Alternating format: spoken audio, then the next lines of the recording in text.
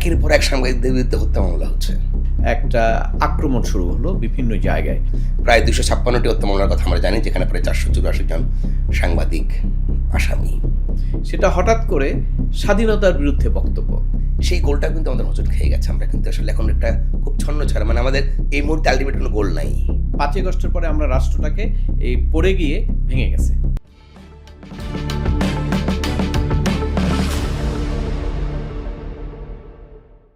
শুধু দর্শক, আরও একবার স্বাগত জানাচ্ছি ভিউজ বাংলাদেশের এডিটোরিয়াল ডায়ালগ থেকে। আপনারা জানেন, এই অনুষ্ঠানে আমরা জাতীয় এবং আন্তর্জাতিক নানা প্রসঙ্গ নিয়ে কথা বলি শিল্প সাহিত্য থেকে শুরু করে সমসাময়িক বিভিন্ন ইস্যুতে।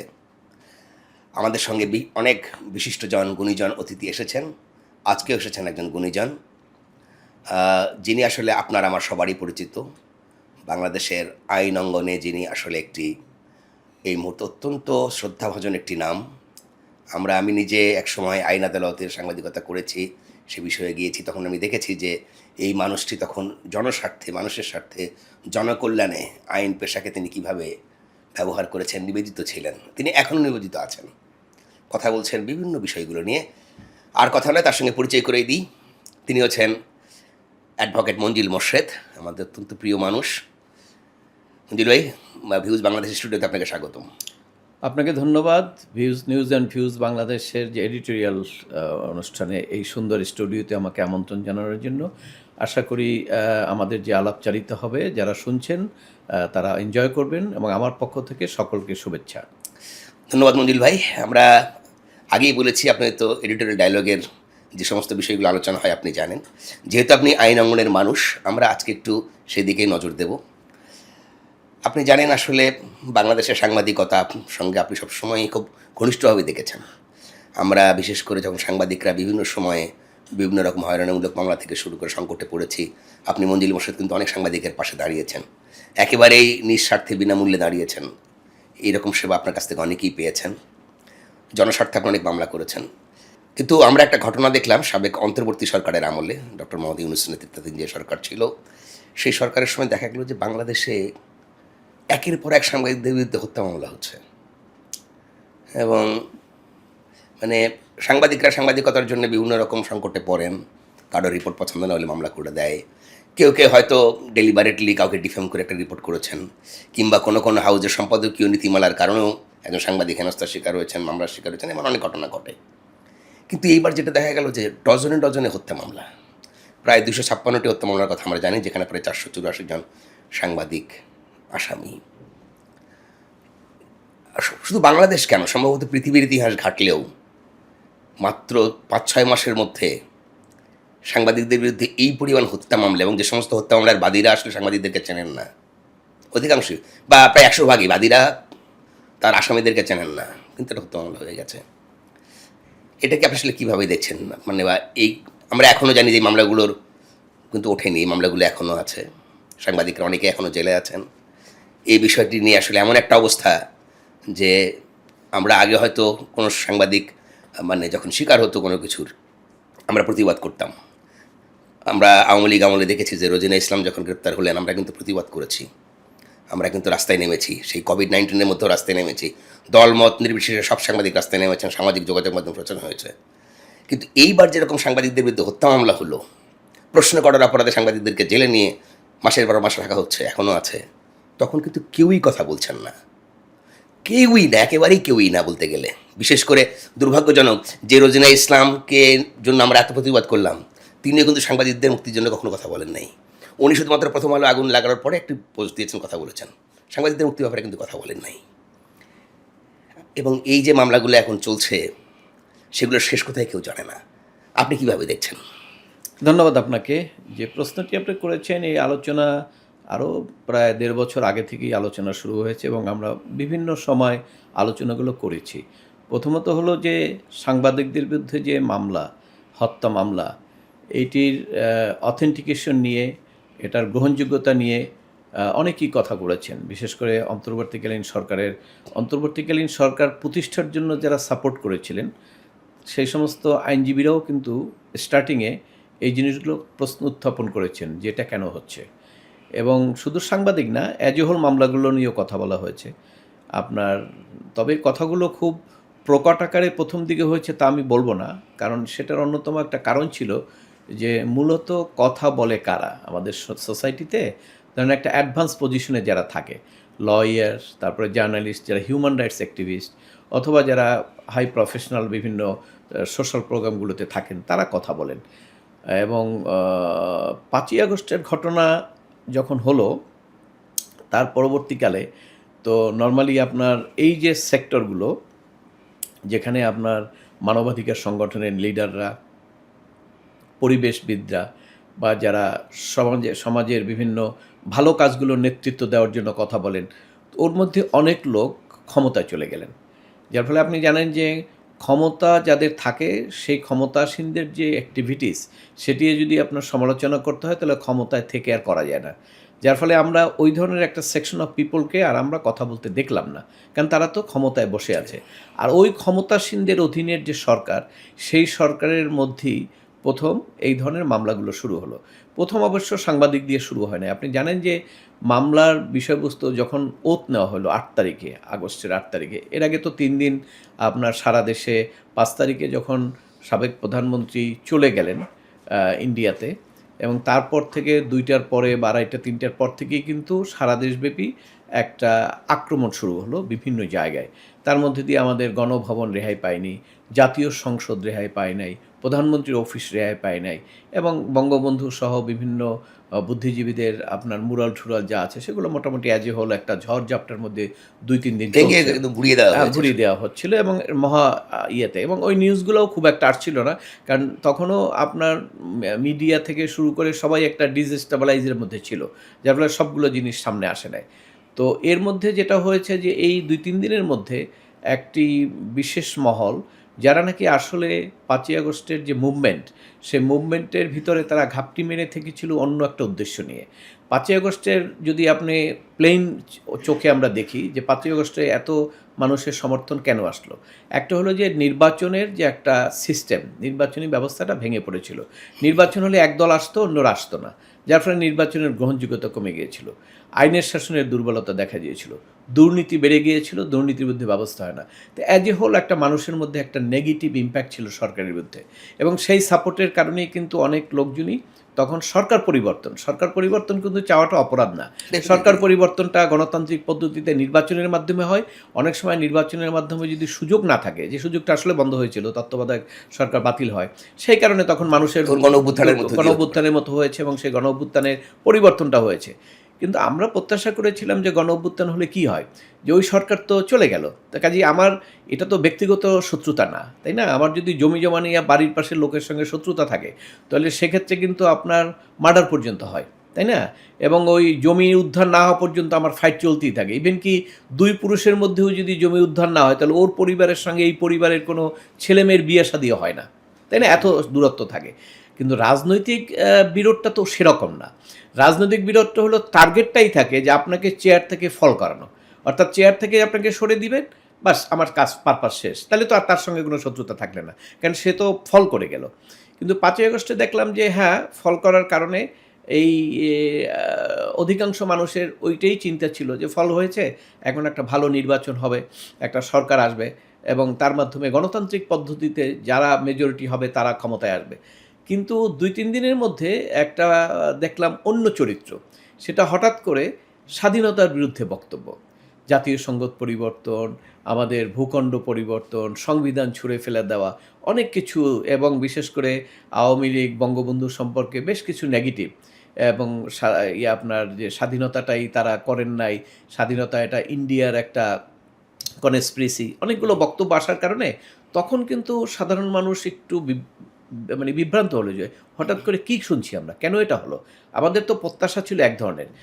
এইখানে হলো যে স্বাধীনতা বিরোধীরা তলে তলে, আপনারা জানেন যে তারা গুপ্ত ছিল অনেক সময়, এবং ভিতরে ভিতরে তারা এমন কতগুলো কাজ করছিল, সেটা হলো যে সরকার পরিবর্তন করি, যেহেতু সরকার পরিবর্তন হবে তার মানে তো সরকার ডিসপপুলার, এটা তো অবশ্যই মানতে হবে, এবং ডিসপপুলার ওই সুযোগে তারা তাদের যে ধ্যান ধারণা, তাদের যে রাজনৈতিক চিন্তা চেতনা, যে মুক্তিযুদ্ধটাকে খাটো করতে হবে, পাকিস্তানের যে বিভক্তি এটা সঠিক ছিল না, ওরা খুব খারাপ করেছে, এই ধরনের একটা ধ্যান ধারণার মাধ্যমে মানুষকে নিয়ে যাওয়া, সেই চেষ্টাটা থাকবে। আর একটা হলো অপারেশন, যে মানুষকে কিভাবে ক্ষতিগ্রস্ত করা যায়। সেই কারণে আপনি দেখবেন যে এই যে মামলা মোকদ্দমা হচ্ছে না, আপনি মিলেই দেখছি আমাদের কাছে ক্লায়েন্ট আসে তো কম্পিউটারাইজড। একটা কম্পিউটার থেকে অনেকগুলো টাইপ হয়েছে, সেইটাই কপি করে কোনো কোনো জায়গায় কেউ বাড়ছে কেউ কমছে, নাম্বার চেঞ্জ হয়েছে, নাম ঠিকানা অ্যাড্রেস কিন্তু মোটামুটি ঠিকই আছে। এবং একই দেখা গেছে যে একজন সাংবাদিক মানে 3টা মামলার আসামি, উনি একই সময় 3 জায়গায় খুন করেছেন। হ্যাঁ, ওই যেহেতু কপি করা, কাজে এখানে তো যারা করেছেন সেই করার মধ্যে যারা ছিলেন তারা তো আর অত ডিপলি চিন্তা করেন না। তাদের হাতিয়ারটা ছিল যেহেতু ক্ষমতার পরিবর্তন হয়েছে তাদেরকে একটা অপারেশন করতে হবে, একটা হয়রানি নির্যাতন করতে হবে, এবং যে হাতিয়ারটা পাওয়া যাক সেই হাতিয়ারটাই, সেই হাতিয়ারটা যে মোক্ষম না হতে পারে সেটার অত চিন্তার তার দরকার নাই। এই কারণে তখন দেখবেন মামলা শুরু হলো, কিন্তু মামলার প্রাথমিকে পুলিশ একটু বাধা দিয়েছিল, যে এটা একটা প্রথম বাধাটা হলো লালবাগে। লালবাগে আপনি খেয়াল আছে আপনার, যখন সন্ধ্যায় মামলা করতে গেল এরকম সবার নাম, তখন ওসি বলল যে এটা কিভাবে হবে, এটা তো মামলা হবে না, আপনি মামলা সুনির্দিষ্ট করে বলেন কারা কারা ছিল সেইটা। তখন সেখানে এই যে হাসনাত সহ সমন্বয়কের যারা ছিলেন থানা ঘেরাও করলেন এবং তাদের ফেসবুক গ্রুপকে বললেন আসার জন্য, প্রায় 5-7 হাজার লোক এখানে চলে আসলো, থানা ঘেরাও হয়ে গেল। তখন তো আপনি জানেন যে পুলিশের অবস্থা খুবই জানো, যে কারণ পুলিশকে পিটিয়ে মারা হচ্ছিল, তাদেরকে গুলি করা হচ্ছিল, লুটপাট করা হচ্ছিল, এবং তাদের কাছে অস্ত্র ছিল কিন্তু যারা করছেন, এবং অস্ত্র লুট হয়ে গেছে বিভিন্ন জায়গায়। তো পুলিশ খুবই ভালনারেবল অবস্থায় ছিল, যার ফলে তখন পুলিশ ওই তাদের যে ফোর্স, তখন উপর লেভেলও তারা বললো যে ঠিক আছে মামলা নিয়ে নাও, এবং ওসিকে ওখান থেকে সরাই দিল, মামলাটা হলো। এইটাই মেসেজটা চলে গেল সব জায়গায়, আর কোনো পুলিশ কোনো বাধা দেয় নাই। তো এইটাই হলো ফার্স্ট ইনস্ট্যান্স মামলা ওপেন গেট হওয়ার জন্য, এবং ওই ওপেন গেট হওয়ার পরেই ওখানেই আপনার মামলায় 400-500 লোকের মামলা করে দেওয়া হলো, এবং ওই কম্পিউটারের যে কপি সেগুলোই আস্তে আস্তে বিভিন্ন জায়গায় গিয়া বিভিন্ন থানায় বিভিন্ন রকম, এর মধ্যে একই কপি খালি বিভিন্ন থানায় আলাদা আলাদা মামলা হিসেবে শুধু নামগুলো চেঞ্জ করা হলো। কোথাও হয়তো ধরেন প্রথম থেকে 10 জনের বাদ দিল, কোথাও হয়তো 1 নম্বর বাদ দিয়ে 9 পর্যন্ত রাখলো, এরকম করে 400-500 যার যেখানে আছে। আপনি দেখেছেন তো অনেক রিপোর্টের, বিস্তারিত আলোচনার দরকার নেই, মানুষ এটা সব জানে। কয়েকদিন আগে একটা রিপোর্ট এসেছে যে একটা ছেলে, তার একটা বিয়ের প্রস্তাব ছিল, এবং সেই বিয়ের প্রস্তাবে সে রাজি হয় নাই, ওইটাই তার শত্রুতা, এবং ওই কারণেই সে 5 আগস্টের মামলায় আসামি হয়েছে। তো এটা মিডিয়ে আসছে, তাই না? তো এখন এইরকম ঘটনা অহরহ ঘটেছে, এবং আমাদের কাছে যে ক্লায়েন্টগুলো আসে, টাকা ধার চাওয়া নিয়ে গন্ডগোল ছিল ওদের গাজীপুরে, সেটা হয়েছে, ওটা মামলা দিয়ে দিয়েছে। কাজে মানে গয়রাহভাবে একটা করা হয়েছে, এবং তখন এই যে একটা গ্রুপ যারা নাকি এই হয়রানিগুলো করতে চাচ্ছিল, তখন এখানে ধরেন আমার ধারণা, কারণ এটা আপনারা আমি জানি না, মিডিয়ার লোকজনের সহযোগিতা না থাকলে নামগুলো কোথায় পেল? মিডিয়ার পক্ষ থেকে, মিডিয়া তো বিভক্ত, কাজে মিডিয়ার মধ্যেও তো কিছু লোক আছে যারা নাকি খুব যে আপনার ফ্রেশ মাইন্ডের তা না, অর্থাৎ তাদের সহযোগিতা ছাড়া এত সাংবাদিকের নাম, সাংবাদিকদের তো দুটো ইউনিয়ন গ্রুপই আছে। হ্যাঁ, গ্রুপ আছে, কিন্তু সাংবাদিকরা বিভিন্ন ফোরামে গ্রুপে বিভক্ত, রাজনৈতিক মতাদর্শে বিভক্ত, স্বার্থের কারণে বিভক্ত। বিভক্তির কারণেই তো সাংবাদিকরা দুর্বল হয়ে গেছে। সেটা আছে, দুর্বল হয়ে গেছে তো আছে, কিন্তু তারপরেও অনেক সাংবাদিকরা আবার ওই ধরনের ন্যাক্কারজনক কাজে জড়াবে না। কিন্তু 2-4 জন না জড়াইলে, এই যে নামগুলো বললেন 200-300 সাংবাদিক, নামটা কোথায় পাইলো? এটাকে আমি তো বহু স্বপ্ন নাম জানি না। আবার 5 আগস্টের পরেই না, 3 মাস পরেও বেশ কিছু সাংবাদিক, ওই যে আগে যেগুলো বাদ পড়েছে, এবং আগে যেগুলো 4 মাস পরে বেশ কিছু সাংবাদিক, এবং এখানে সবচেয়ে একটা মেসেজ যেটা হয়েছে সরকারের পক্ষ থেকে, এবং ওই যারা সরকারে ছিলেন, যদিও প্রথম দিকে তাদের মেসেজটা খুবই ছিল, তারা এটাকে জাস্টিফাইড করছিলেন যে মামলাটা, হ্যাঁ মামলা হয়েছে, বললো হ্যাঁ এই সাংবাদিক প্রধানমন্ত্রীর সঙ্গে এত কানাঘুষা কেন, প্রধানমন্ত্রীর সঙ্গে কেন এত ঘনিষ্ঠতা, এটা হলো অভিযোগ। মার্ডারটা হলো, কিন্তু কেসটা কিন্তু হলো মার্ডারের কেস। কাজে এখান থেকে আমরা বুঝতে পারি যে আসলে সাংবাদিকরা জড়িয়েছে ওই কারণে, যের মধ্যে বিরোধ আছে, প্লাস হইলো বিরোধিতার বিরোধ, আর একটা হলো এই লোকগুলো যারা নাকি বেশ ইয়েতে ছিল, সরকারের সমর্থক ছিল বলতে পারেন, তো সমর্থক থাকাটা তো অপরাধ না। আমি একটা মজার জিনিস হচ্ছে, ডক্টর ইউনূস সরকারে ডক্টরেট ডিগ্রিধারী একজন উপদেষ্টা, যিনি আমরা দেখেছি যে বিভিন্ন সময় সাংবাদিকদেরকে জ্ঞান দিয়েছেন, তিনি যখন বলেন যে ওই সাংবাদিক ওই প্রশ্ন ওই দিন কেন করলেন, ভাই একজন সাংবাদিকের কাজ তো প্রশ্ন করা, সেই প্রশ্ন আপনার ভালো লাগতেও পারে নাও পারে, এবং ওই সাংবাদিক যদি প্রশ্ন ঠিকমতো না করে, ওই প্রশ্ন যদি মনে হয় যে এটা উদ্ভট মনে হচ্ছে, তাহলে সে তার ডিগনিটি হারাবে। কিন্তু সেটা কি ফৌজদারি অপরাধ?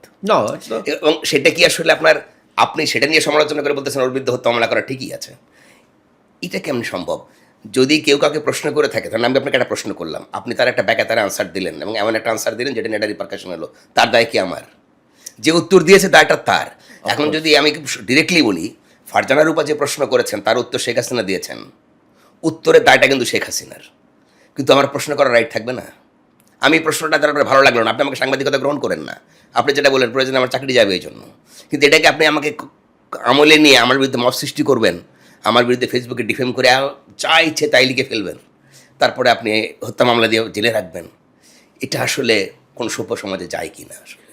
না, সভ্য সমাজের প্রশ্ন তো অনেক পরে। আপনার অসভ্য সমাজেও যায় কিনা সেটা একটা প্রশ্ন। সভ্য সমাজের তো প্রশ্ন পড়ে। কারণ হলো অসভ্য সমাজেরও তো একটা গ্রেড আছে, তাই না? প্রত্যেকটা জিনিসের একটা গ্রেড আছে না?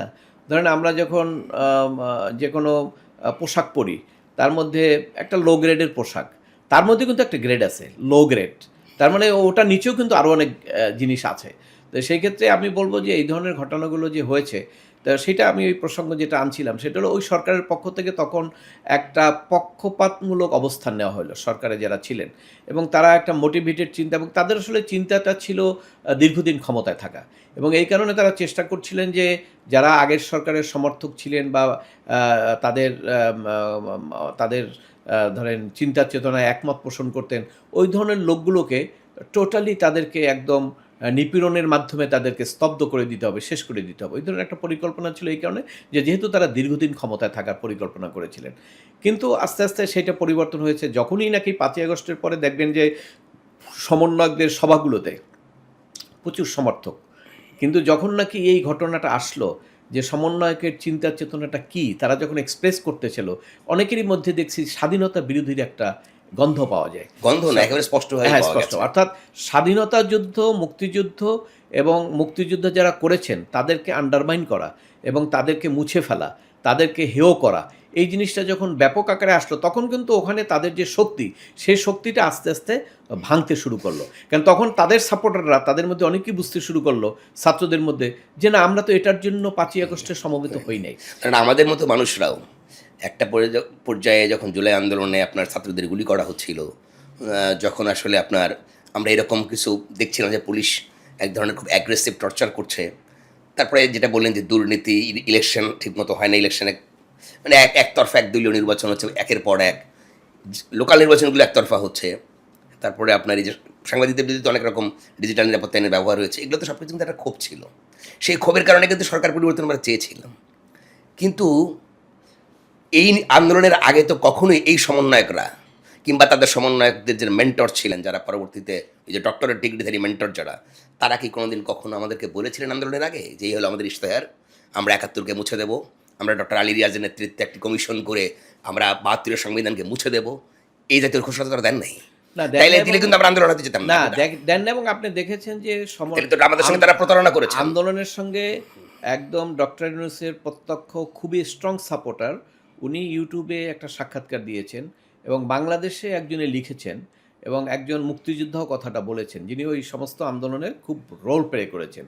তারা বলেছেন যে আমরা যেটা চেয়েছি সেটা আসলে আমরা প্রতারিত হয়েছি, সিম্পল কথা। সিম্পল। তারা এই কথাটা বলেছেন, এবং সেটি বাই দিস টাইম আস্তে আস্তে কিন্তু এটা তাদের সাপোর্টটা কিন্তু কমে গিয়েছে। কিন্তু তারা যে ব্যাকগ্রাউন্ড থেকে, অর্থাৎ গুপ্ত থেকে তারা পিছন থেকে একটা থিওরি, যেটা ওটার মুক্তিযুদ্ধ মূলত আসল টার্গেটটাই ছিল তাদের, যে মুক্তিযুদ্ধটাকে আন্ডারমাইন করা, ৭১কে ফেলে দেওয়া, ৭২-এর সংবিধানকে মুছে ফেলে দেওয়া। কারণ আপনার ৮ই আগস্টের পরে পর্যন্ত ধরেন ৩২ নম্বর যখন ভাঙা হলো, ৩২ নম্বরটা তো একটা স্বাধীনতা যুদ্ধের একটা স্মৃতি, আর ওটা তো একটা ট্রাস্ট প্রপার্টি, ওটা তো জাদুঘর, তাই না?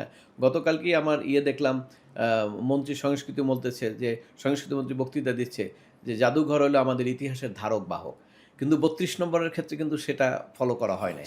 তো ৩২ নম্বর যখন ভাঙা হলো, বঙ্গবন্ধুর সমস্ত মুরাল ভাঙা হলো, শেখ হাসিনা এখান থেকে চলে গেল, আওয়ামী লীগের এমপিরা চলে গেল, তাহলে ধরেন মুক্তিযুদ্ধের সঙ্গে যারা জড়িত তাদের কিন্তু আর কিছুই থাকলো না, শুধু একটা জিনিসই রয়ে গেল, সেটা হলো ৭২-এর সংবিধান। এই জন্যই এই সমস্ত মুক্তিযুদ্ধ বিরোধী শক্তিরা ওই ৭২ সংবিধানে টার্গেট করেছে, রাষ্ট্রপতির সঙ্গে সংস্রব করে। যখন রাষ্ট্রপতিকে পদত্যাগ ছিল না, তারা চেয়েছিল আপনার, প্রথমত হলো যে সবাই চেয়েছিল, অধিকাংশ মানুষই চেয়েছিল সরকার পতনের পরে একটা গভর্নমেন্ট ফর্ম হবে কেয়ারটেকারের মতোই, তারা নিরপেক্ষভাবে নির্বাচন দিবে এবং এইটা পট পরিবর্তন হবে, যারা ক্ষমতা যাবে তারা সব কিছু করবে আস্তে আস্তে ঠিক করে। কিন্তু এর মধ্যে আপনার যেটা হলো সেটা হলো যে হঠাৎ করে এই হুইলটাকে ডক্টর ইউনূস সাহেব যখন আসলেন সে সেটাকে অনেকটা ঘুরিয়ে দিয়ে সে তার মেকানিজম অনুসারে সে দীর্ঘদিন থাকার একটা পরিকল্পনা করলো, এবং সেখানে এই পরিকল্পনা যখন করলো সেখানে অনেকে আবার বুঝে গেছে সেইটা, যার ফলে কিন্তু আলটিমেটলি সেটা সাকসেস হয় না। কারণ এক পর্যায়ে কিন্তু উনি দেশটা আর চালাতে পারেন না। উনি নিপীড়নটা চালাতে পেরেছেন, নিপীড়ন, নিষ্পেষণ, তারপরে মফ, এগুলো মোটামুটি একটা ভালো চালু করেছেন, কিন্তু ক্ষমতায় থাকার জন্য যে জনগণের সাপোর্ট, সেই সাপোর্টটা উনি নিতে পারেন নাই, না যার ফলে থাকলে উনি আর লম্বা সময় থাকলে হয়তো অফকোর্স শুধু এখন হামের কারণে এত শিশু মারা যাচ্ছে, না, এটা তো আমার কাছে এই শিশুটা আরো কোন কারণে তো কত শিশু মারা না যেত, মারা যেত না, মারা গেলেও ওইটা উনি বলতেন না হামের কারণে, এটা উনি অন্য একটা থিওরি দিয়ে দিতেন, এবং উনি সেটা পারেন না, এবং সেই না পারার কারণে ওরা কিন্তু প্রথম থেকেই চেষ্টা করেছিল যে এই ধরনের একটা আমাদের যে প্রচলিত যে আইনি প্রক্রিয়া, সংবিধান অনুযায়ী সব কিছু করা, এইটার মধ্যে কিন্তু তারা যেতে চান নাই। একটা গ্রুপ যারা নাকি ওই মুক্তিযুদ্ধ বিরোধী শক্তি, যারা নাকি এখানে এ টিম বি টিম আছে, কেউ সরাসরি মুক্তিযুদ্ধ বিরোধী, তারা কেউ কিন্তু ওটা সামনে প্রদর্শন করে না, কিন্তু তার অন্তরে হলো ওইটা। তো সেই ধরনের গ্রুপগুলো কী করেছে, তারা আলটিমেটলি তখন টার্গেট করলো যে না, রাষ্ট্রপতির মাধ্যমে হলে হবে না, রাষ্ট্রপতিকে সরাইয়া একটা নতুন গভর্নমেন্ট ফর্ম করতে হবে, তারা নিজেরাই করবে, তাহলে পরে ৭২ সংবিধানটাকে বাতিল করা যায়। এই একটাই মুক্তিযুদ্ধের স্মৃতি ৭২ সংবিধান, এইটার জন্যই তারা এইটা করলো, রাষ্ট্রপতিকে অপসারণ আর এই দুইটা টার্গেট করে একটা তারা আন্দোলন শুরু করলো। তো সবচেয়ে বিএনপি এখানে ধন্যবাদ পাওয়ার যোগ্য যে তারা মুক্তিযুদ্ধের পক্ষে অবস্থান নিয়েছে।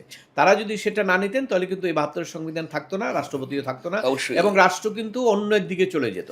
রাজনৈতিক দল হিসেবে আমি মনে করি যে ৫ই আগস্টের পরে সবচেয়ে বেশি গুরুত্বপূর্ণ এবং দায়িত্বশীল ভূমিকা পালন করেছে বিএনপি। That's it. বিএনপি সেইখানে এই যে রাষ্ট্রপতির অপসারণ এবং আপনার সংবিধান সংরক্ষণের ব্যাপারে, মুক্তিযুদ্ধের পক্ষের ব্যাপারে তাদের একটা বড় অবদান, এবং তারা যেহেতু সবচেয়ে বড় শক্তি, এই কারণেই তারা পারে না, এবং বিএনপির বিরুদ্ধে তাদের ক্ষোভটাই ওইটা এখনো ক্ষোভ চলতেছে। এখনো তারা বলে যে আরেকটা বিপ্লব হবে, রেডি হন, হচ্ছে, তারপরে আমরা করব।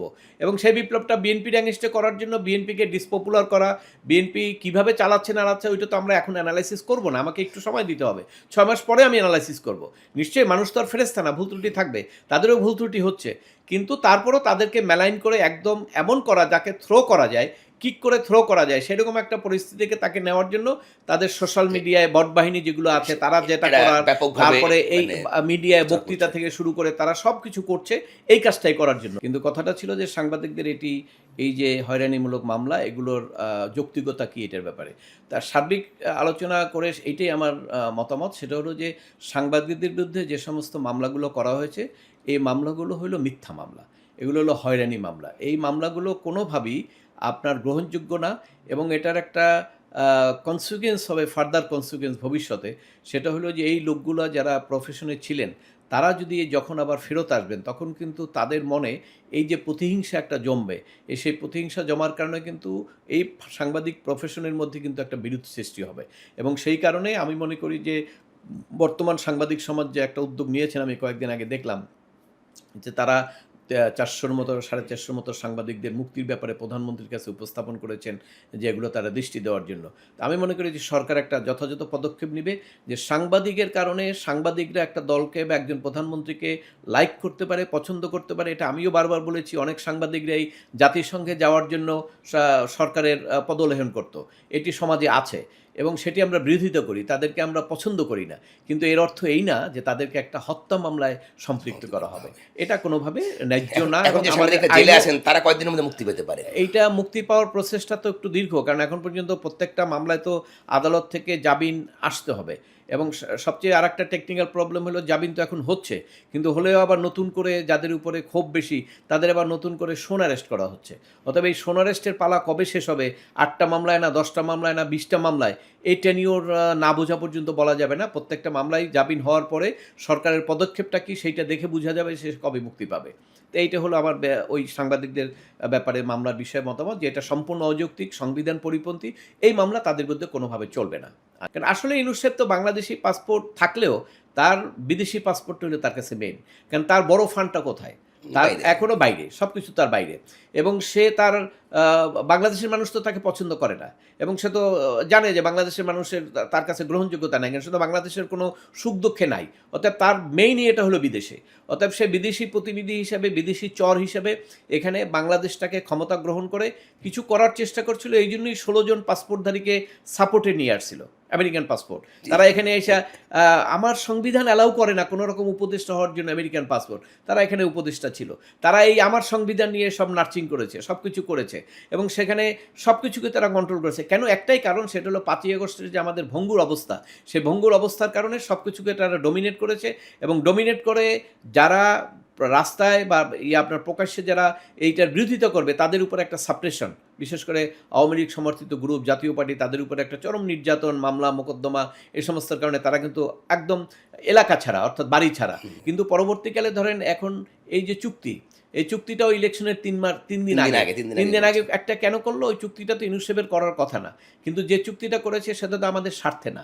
আপনি ধরেন এই যে আপনি যদি বলেন যে ওর দেশ থেকে আমার কৃষি দ্রব্য আনতে হবে, কৃষিখাদ্য, তাহলে আমেরিকার যে ওর তো এক্সপোর্ট, সবজি তো এক্সপোর্ট হবে না, ওর সবজির এক্সপোর্টের মধ্যে আলু আছে, ধরেন চাল আছে, গম আছে।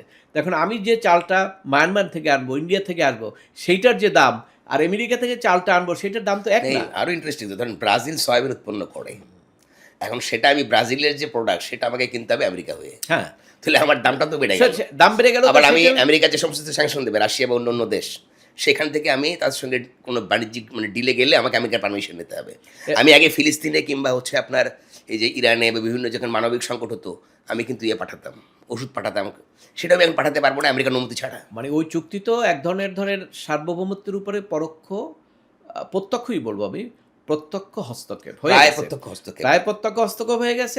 এই যুদ্ধের সময়, ইরান যুদ্ধের সময় তো আপনি টের পেলেন, আমরা তো টেরও পেতাম না যে যেই আমাদের অয়েল কিনতে হবে, কোথায় যাব, রাশিয়া থেকে কেনার সুযোগ আছে আমাদের, তখন বললো আমাদের একটা পারমিশন লাগবে, সরকার একটা আবেদন দিয়ে দিল। এটা সার্বভৌমত্ব কোথায় আছে বলেন? কি সার্বভৌমত্ব আপনার? সার্বভৌমত্ব তো হলো আমার সিদ্ধান্ত আমি নেব। তা আপনি ইউনূস সাহেব যে চুক্তি করে দিলেন, আমাদেরকে যে গোলামি চুক্তির মধ্যে ঢুকিয়ে দিলেন, এখন এখানে সরকার, রাজনৈতিক দলগুলো এটা তেমন কিছু বলবে না, কিন্তু তারা অন্তরে বুঝে। তারা যে অশিক্ষিত তা আমি বলবো না, তারা তো জানে, তারা সবাই জানে, কিন্তু তাদেরকে তারপরও ক্ষমতার জন্য তাদেরকে এই সমস্ত থিওরিগুলোর সঙ্গে তাদেরকে অ্যাডজাস্ট করে চলতে হবে। ধরেন আমেরিকা তো আসলে এই ঘটনা এখানে না, সব জায়গাতেই, ধরুন আরব বসন্তের সময় তারা বিভিন্ন দেশের সরকার পরিবর্তন করেছে এবং নিজেদের সরকার বসিয়ে দিয়েছে, এবং বসিয়ে দিয়ে ওই সরকারগুলো কিন্তু বেশি দিন থাকে নাই, তারা আমেরিকার স্বার্থটা বুঝিয়ে দিয়ে তারা আবার চলে গেছে। আফগানিস্তানে হামিদ কারজাই সরকার ছিল না? হ্যাঁ, সেটাই একই কাজটা সেটাই। কিন্তু ওই সমস্ত দেশগুলোতে তো আবার ধরেন চলে গেল তাদের একটা, কিন্তু এখানে তো একটা লং টার্ম পলিসি থাকবে যারা বৃহৎ শক্তি, সেটা হলো যে বে অফ বেঙ্গলের যে কর্তৃত্ব নেওয়া। কারণ আপনি জানেন যে যুদ্ধটা এরপরে এয়ার এবং সিতে, ল্যান্ড যুদ্ধ আর তেমন হয় না এখন। যেমন আফগানিস্তানের মতো আমেরিকা, ধরেন আফগানিস্তানে যদি ল্যান্ড যুদ্ধ না হতো তাহলে কিন্তু আমেরিকা হারতো না, ছেড়ে যেত না, কারণ ওখানকার ল্যান্ডের এমনই স্কয়ার, পাহাড় পর্বত, এই জায়গাটা তার সার্ভাইভ করা কঠিন, এই জন্য তারা কিন্তু আলটিমেটলি ছেড়ে দিয়ে চলে গেছে। কিন্তু এখন যুদ্ধটা তো আর ওখানে যেতে হয় না, এখন যুদ্ধ তো হয় বাসায় বসে, ওই ওয়াশিংটনে বসে সে যুদ্ধ করে, শুধু মিসাইল মারে, তারপরে আপনার অন্য অন্য আধুনিক অস্ত্র যায়, ওখানে যাইয়া ধরে নিয়ে আসে। এই যে ভেনেজুয়েলার প্রেসিডেন্টকে ধরে নিয়ে গেল, এখন তার বাংলাদেশ একটা প্রেসিডেন্ট ধরে নেওয়া তো কোনো ব্যাপারই না, 1 সেকেন্ডের ব্যাপার। তাই সেই সমস্ত জায়গায় রাজনৈতিক দলগুলো অত সাহস নিয়ে এই সমস্ত ব্যাপারে কথা বলতে পারবে না। কিন্তু আমরা জনগণ যারা মনে করি যে আমাদের কিছু যায় আসে না, তাদের পক্ষ থেকে দাবি ওঠা উচিত যে এই যে সার্বভৌমত্বের বিরুদ্ধে যে চুক্তি করলো, এবং এই চুক্তি করার প্রেক্ষাপটটা বিবেচনা করতে হবে, কেন করলো, কারা করলো হলো যারা এজেন্ট, ওই সরকারের বৃহৎ শক্তির এজেন্ট যারা, তারা এটা করেছে। এবং তারা করেছে যখন, তারা এমন একটা প্রেক্ষাপটে করেছে যে যারা নাকি রাজনৈতিক দল, তারা টু শব্দ করতে পারে না, কারণ তারা চিন্তায় ছিল যে ভাই নির্বাচনই হবে কিনা। কারণ তারা তো মনে হয় না যে আপনার আসলে যেভাবে চুক্তিটা হলো, যদি কোনো রাজনৈতিক দল নির্বাচনের 3 দিন আগে যদি এরকম একটা চুক্তি করে ফেলতেন, তখন আজকে যে সমস্ত হোয়াইট কলার সুশীল সমাজের কথা আমরা বলছি, যারা বিভিন্ন এনজিও প্রতিনিধি, যারা মানবাধিকারের জ্ঞান দেন, সুশাসনের জন্য নাগরিক বলে জ্ঞান দেন, বিভিন্ন বিষয়ে তারা জ্ঞান দেন, দুর্নীতির বিরুদ্ধে জ্ঞান দেন, এই লোকগুলো কি করতেন আসলে? তখন তো এই লোকগুলো একেবারে চিৎকার করে বলতেন যে দেখেন কত বড় হিপোক্রেট। তাহলে এই ডেমোক্রেসির পরিবর্তে হিপোক্রেট শব্দটা আমি এটা উল্টো বলতে চাই, এই হোয়াইট কলার বুদ্ধিজীবীরা হলো হিপোক্রেট। কারণ হলো ধরেন এই চুক্তির ব্যাপারে এখন পর্যন্ত কিছু মিডিয়ায়, কিছু টকশোতে, কিছু লেখালেখিতে প্রফেসররা কিছু বলতেছে, রাজনৈতিক দল চুপচাপ, বেশি কিছু কথা বলে না, টুকটাক কিছু বলে, কিন্তু তারপরে বলে যে এটা এখনই কিছু আমরা দেখতেছি, করতেছি, আমাদের দরকার আছে, এখন তো অনেকে বলে বিমান দরকার আছে আমাদের, সব কিছু বলে, এগুলা মানে এক ধরনের ভাই কথা বলে। কিন্তু এখন এই যে কথাটা আপনি বলবেন তাদের বিরুদ্ধে, সেই কথাটা বলার শক্তি সাহসটা তো লাগবে। তো সেই শক্তি সাহস আপনি কোত্থেকে পাবেন? সেটা পাওয়ার জন্য তো আপনাকে দেখতে হবে, গবেষণা করতে হবে যে আমার কোন জায়গায় ডিফিকাল্টিজ আছে। আপনি ডিফিকাল্টিজটাকে রিমুভ করেন। তারপরে আপনি সেই চিন্তাটা করতে পারবেন। ডিফিকাল্টিজ রিমুভ না করলে করতে পারবেন না। আপনার সঙ্গে যদি এক জায়গায় কোথাও যদি দড়িতে কোনো বাধা থাকে, তাহলে আপনি যতই উল্টা দিকে হাঁটতে থাকেন, আপনি তো আগাবেন না। দড়িটা তো আগে কাটতে হবে। তারপরে আপনি ফ্রি হয়ে গেলেন, হাঁটতে যাবেন। তো এইজন্য আমি বলি যে আজকে সার্বভৌমত্ব নিয়ে যে প্রশ্ন আসছে যে চুক্তির মাধ্যমে, এটা একাডেমিক, এটা থিওরিটিক্যাল সার্বভৌমত্বকে খর্ব করা হয়েছে থিওরিটিক্যালি। কিন্তু প্র্যাকটিক্যালি যেটা করা হয় সেটা হলো আমরা দেখলাম 5ই আগস্টে যখন নাকি সেনাবাহিনীকে একদিন আগে আপনার ভলকার গং তাকে বলল যে নির্দেশনা দিল যে ওখানে কিন্তু জাতিসংঘে যারা আছে শান্তিরক্ষী বাহিনী আমরা কিন্তু তাদেরকে পাঠাই দেবো। সাথে সাথে কিন্তু উনি অবস্থান পরিবর্তন করে মিটিং করে তারা অবস্থানে গেল। সেনা সমর্থিত সরকার, সেটাও আপনি খেয়াল করেন। সে সময় কিন্তু ওই রকম ছিল যে আপনার চিঠি দেওয়া হয়েছিল যে যদি ইয়ে করা হয়, মানে সরকারকে সহযোগিতা করা হয়, তাহলে সেক্ষেত্রে কিন্তু আমরা এই বাহিনী পাঠিয়ে দেবো। তাহলে ওই একই ধরনের হাতিয়ার। তাই এই হাতিয়ারটার ব্যাপারে আপনাকে সতর্ক করতে হবে যে এই হাতিয়ার দিয়ে আবার থার্ড টাইম ভবিষ্যতে আমাকে কিছু করবে কিনা। যদি আপনি দেখেন যে আমার সার্বভৌমত্ব এখান থেকে আমার ক্ষতিগ্রস্ত হচ্ছে এবং আমি এটা স্বাধীনভাবে আমি সার্বভৌমত্ব দিয়ে দাঁড়াতে পারছি না, তাহলে এই জায়গাটায় আপনার কাজ করা উচিত, এই জায়গাটায় সিদ্ধান্ত নেওয়া উচিত। আমি ওই দাবিটাই করবো যে এই সিদ্ধান্তটার ব্যাপারে চিন্তাভাবনা শুরু হোক, যাতে চিন্তাভাবনা শুরু করে এইভাবে আমাদের ভবিষ্যতে যে কোনো রাষ্ট্র পরিচালনার ক্ষেত্রে সেনাবাহিনীকে যাতে এইভাবে নিয়ন্ত্রণ করা না যায়। এবং সেনাবাহিনী নিজস্ব চিন্তা চেতনায় যা করবে সেটা ঠিক আছে, কিন্তু একটা বাধ্য করে তাকে করা এবং সেটার মাধ্যমে দেশে একটা অরাজক পরিস্থিতি সৃষ্টি হোক সামনে, সেটা আমরা চাচ্ছি না। সেই কারণে আমি বলবো 71 সনে যে আমাদের যে বিভক্তি এবং তারা যে যারা বিরোধিতা করেছিলেন তারা আবার নতুন করে এই দেশটাকে ওই পাকিস্তান স্টাইলে এখানে সংযুক্ত করা, ওইটা না, তবে তাদের গ্লোবাল ইন্টারেস্টে তারা বাংলাদেশটাকে তাদের গ্রিপে নিতে চায় এবং নিয়ে তাদের পুতুল সরকারের মাধ্যমে তাদের সুবিধা যেটা হবে, মূল টার্গেট হলো এখানে একটা ঘাঁটি, অর্থাৎ তাদের একটা স্ট্রং ঘাঁটি থাকবে যাতে ইন্ডিয়া চায়নাকে তারা ফেস করতে পারে। এইটি হলো মূল টার্গেট। এখন এই মূল টার্গেটের সঙ্গে আপনাকে বুদ্ধিমত্তার সঙ্গে হ্যান্ডেল করতে হবে, বুদ্ধিমত্তার সঙ্গে আপনাকে ডিলিং করতে হবে। যদি করতে না পারেন তাহলে বাংলাদেশেরই ক্ষতি হবে। আমরা তো মোটামুটি অনেকক্ষণ আলোচনা করলাম, খুব ভালো লাগলো আপনার সঙ্গে অনেকগুলো বিষয়ের কথা বলতে পেরে, মানে এবং অনেকগুলো বিষয় খুব ক্লিয়ারভাবে উঠে এসছে আপনার বক্তব্যের মধ্য দিয়ে। আমরা শেষ পর্যায়ে এসেছি, জাস্ট একটু শেষ আপনাকে একটা প্রশ্ন করব। আসলে বাংলাদেশের রাজনীতি বারবারই হোঁচট খেয়েছে। যখনই আমরা একটু কোনো না কোনোভাবে আগানোর চেষ্টা করি হোঁচট খেয়ে যাই। আমাদের কিন্তু ধরেন একটা শাসনের ক্ষেত্রে অপশাসনের তৈরি হয়, কিন্তু আবার বাংলাদেশে কিন্তু একটা গোলও তৈরি হয়ে গিয়েছিল যে আমরা কোন দিকে যেতে চাই, আমরা উন্নয়নশীল দেশ হবে, তারপর আরও সেই গোলটা কিন্তু আমাদের হোঁচট খেয়ে গেছে। আমরা কিন্তু আসলে এখন একটা খুব ছন্ন ছাড়া, মানে আমাদের এই মুহূর্তে আলটিমেট কোনো গোল নাই। এই জাতিটা এটা কোথায় যাবে? আমাদের শিক্ষা ব্যবস্থা খুবই ভঙ্গুর একটা শিক্ষা ব্যবস্থা। এই শিক্ষা ব্যবস্থা আসলে কিছু ডিগ্রিধারী মানুষ তৈরি হয়, প্রকৃত মানুষ তৈরি হয় না যে ন্যায় অন্যায়ের পার্থক্য করতে পারে, সুন্দর অসুন্দরের পার্থক্য করতে পারে। তাহলে সেই জায়গা থেকে আপনার কি মনে হয় না যে বাংলাদেশটা আমরা মনে করছি যে 5ই আগস্টের পরে আসলে বিশেষত অন্তর্বর্তী সরকারের বিভিন্ন ধরনের বিতর্কিত এবং আসলে অনেকটাই বাংলাদেশ বিরোধী কর্মকাণ্ডের মধ্য দিয়ে পথ হারিয়েছে, আপনার কি মনে হয় বর্তমান রাজনৈতিক সরকার এবং সেই চ্যালেঞ্জটা মোকাবেলা করে সামনে এগিয়ে যেতে পারে, কিংবা যেতে হলে কী করা দরকার? ধন্যবাদ। প্রথম হলো যে আপনার কথার ওইটাই আমার প্রশ্নের উত্তর দিতে ইচ্ছে করছে। সেটা হলো যে 5ই আগস্টের পরে আমাদের যে আগে গোলগুলো ছিল যে আমরা উন্নত দেশে চলে যাব এবং আমাদের অনেক অবকাঠামো উন্নয়ন হচ্ছে এবং আমাদের পার ক্যাপিটা ইনকাম বাড়ছে, মানে আমরা উন্নতির একটা উপরে আরও সেকেন্ড স্কেলে যাব। কিন্তু ধপাস করে আমরা এখানে পড়ে গিয়েছি 5ই আগস্টের পরে।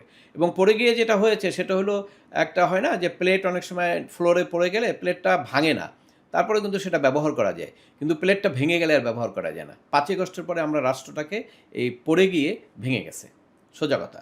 কাজে এটাকে দাঁড় করানোর মতো একটা কঠিন কাজ।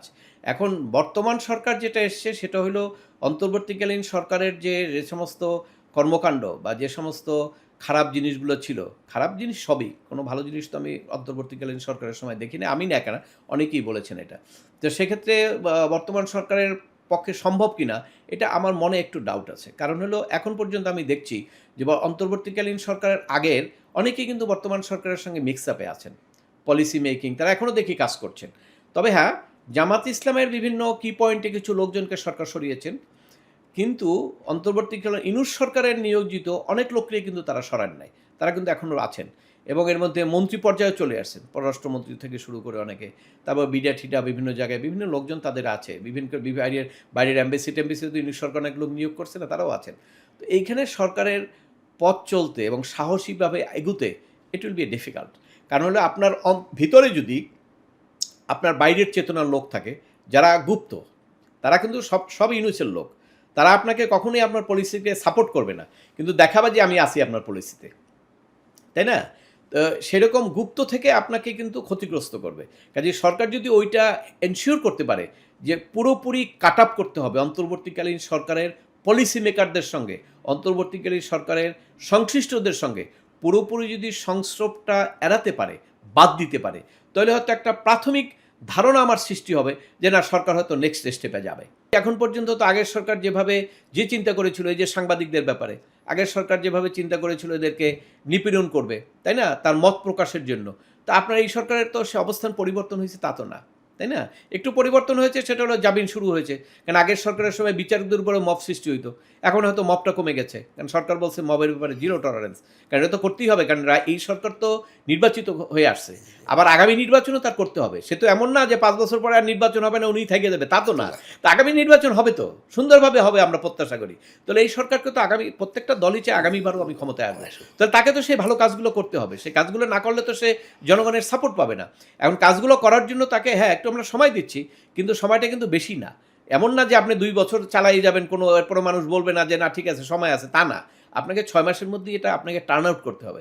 আপনাকে দেখাতে হবে অন্তর্বর্তীকালীন সরকারের এই সমস্ত পলিসির উপরে বিএনপি ধারণ বাহন করে না, এবং তাদের যে সমস্ত লোকজন আছে তাদেরকেও আপনাকে কিক আউট করতে হবে, সরাতে হবে। আপনি তাদেরকে বগলের মধ্যে রেখে আপনি তাদের উষ্ণতা পাবেন না, এটা তো হয় না, এটা তো কোনোভাবে বিশ্বাসযোগ্য না। তুহিন ভাই, আমরা আশা করি যেহেতু বিএনপি দীর্ঘদিন ক্ষমতার বাইরে ছিল, তারা একটি নির্বাচনের মধ্য দিয়ে জনগণের ম্যান্ডেট নিয়ে ক্ষমতায় এসছে, এই মুহূর্তে হয়তো অনেকগুলো চ্যালেঞ্জ আছে এবং হুট করে সবগুলো চ্যালেঞ্জ মোকাবেলা করা সত্যিই কঠিন। তারপর আমরা আশা করব, যেহেতু অন্তর্বর্তী সরকারের সময় মুক্তিযুদ্ধের প্রশ্নে বিএনপি একটি অত্যন্ত দায়িত্বশীল ভূমিকা পালন করেছে, সেই দায়িত্বশীলতার জায়গা থেকে আগামীতে দেশটাকে আসলে যে জায়গা থেকে আমাদের কিছুটা পথ চলা ব্যত্যয় ঘটেছে, আবারও যে ট্রেনটা লাইনচ্যুত হয়েছে, ট্রেনটাকে আবারও লাইনে তুলে এটি সঠিক গন্তব্যের দিকে আগে নেওয়ার চেষ্টা করবে, সেটুকু প্রত্যাশা নিশ্চয়ই আমাদের থাকবে।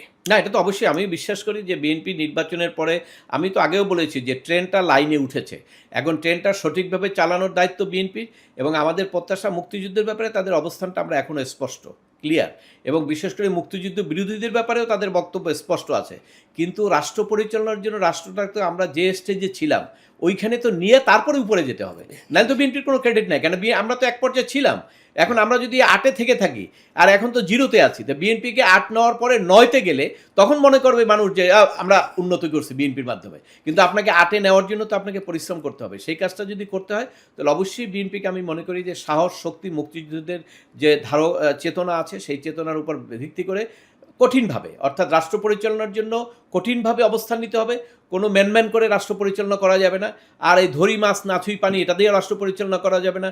আর আপনার বিরোধী দল আছে, তার সঙ্গেও আছেন, পিছনেও আছেন, সামনে সমালোচনা করবেন, পিছনে আবার একত্রে বলবে যে না ঠিক আছে অসুবিধা নেই, চালাই যান, আমরাই তো আছি, আমরাই তো 5 বছর, আপনি আর আমরাই 5 বছর। তো এইভাবে করলে সেটা হবে না।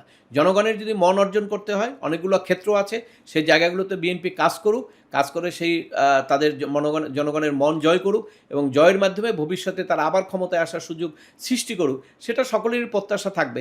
কিন্তু তার সাথে সাথে এটাও প্রত্যাশা থাকবে যে ডক্টর ইউনূস সাহেবের সময় যে সমস্ত অপকর্ম বাংলাদেশে হয়েছে, এই যে মিথ্যা মামলাগুলো, আমার দাবি হলো যে আমার একটাই কথা, সেটা হলো সরকার সমস্ত সাংবাদিকদের মামলাগুলো সরাসরি এক আদেশে প্রত্যাহার করে নেয়। এটা যদি হয় আমার মনে হয় সবচেয়ে বেস্ট হবে সরকারের।